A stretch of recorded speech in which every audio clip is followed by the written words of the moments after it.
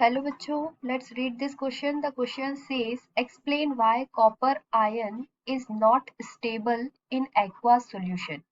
इस क्वेश्चन में बोला गया है कि कॉपर आयन एक्वास सॉल्यूशन में स्टेबल क्यों नहीं होता है. ठीक है, कॉपर पॉजिटिव आयन. तो यहाँ पे हमारा की कंसेप्ट क्या हो जाएगा? Stability of copper ion. Here write the key concept of this question. Key concept of this question is stability of copper ion in aqueous solution. In aqueous solution. ठीक है, तो यहाँ पे हमने देखा कि कॉपर, क्वेश्चन में क्या पूछा गया था कि copper ion is not stable in aqueous solution. तो एक्वास सॉल्यूशन में कॉपर आयन स्टेबल नहीं होता है, कॉपर 2+ आयन स्टेबल होता है. ठीक है, सो इन aqueous medium, in aqueous medium copper 2+ ion is more stable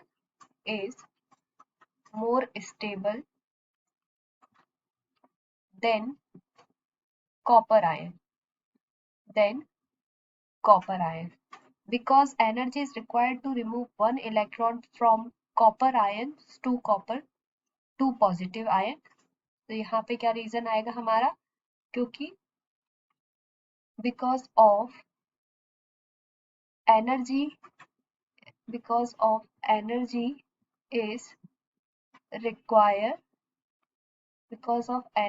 is required to remove one electron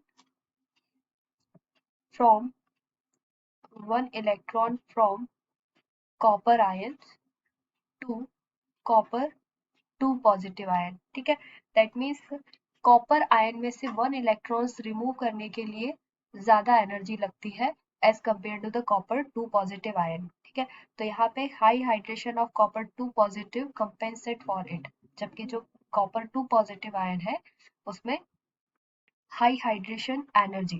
that means hydration enthalpy क्या होता है? It is an enthalpy change when 1 mole of gaseous ion dissolve in water to give a infinite dilute solutions. ठीक है, hydration energy वो energy होती है जब 1 मोल gaseous ion को वाटर में डिसॉल्व करके इनफाइनाइट डाइल्यूशन सॉल्यूशन मिलता है, उसे हम बोलते हैं hydration enthalpy. So here right this, high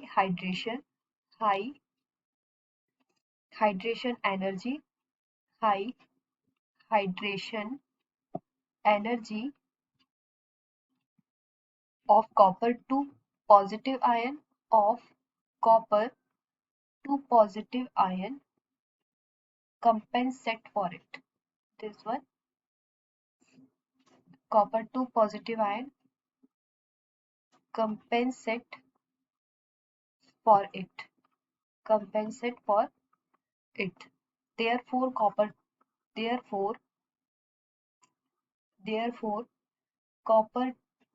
positive ion in aqueous solution is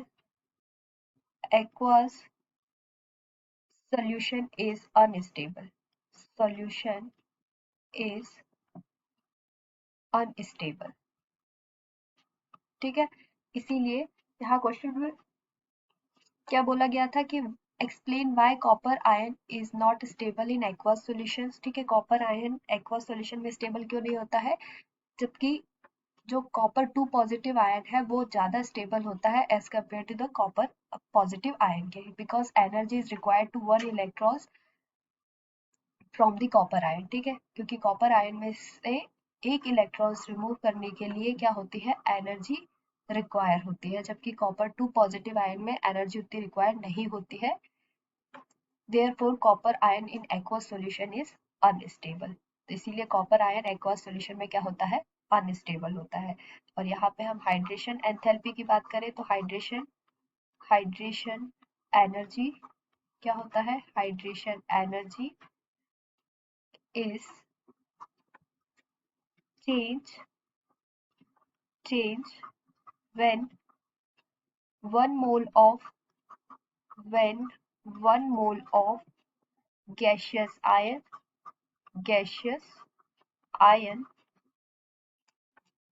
dissolve in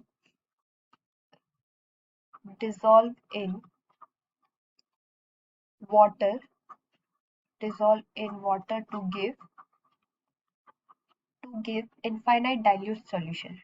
To give infinite dilute solution. ठीक है, हाइड्रेशन एनर्जी वो होता है कि जब 1 मोल गैसियस आयन को वाटर में डिसॉल्व करते हैं तो इनफाइनाइट डाइल्यूट सॉल्यूशन मिलता है, उसे हम हाइड्रेशन एनर्जी बोलते हैं. Hope you understood it well. Best of luck.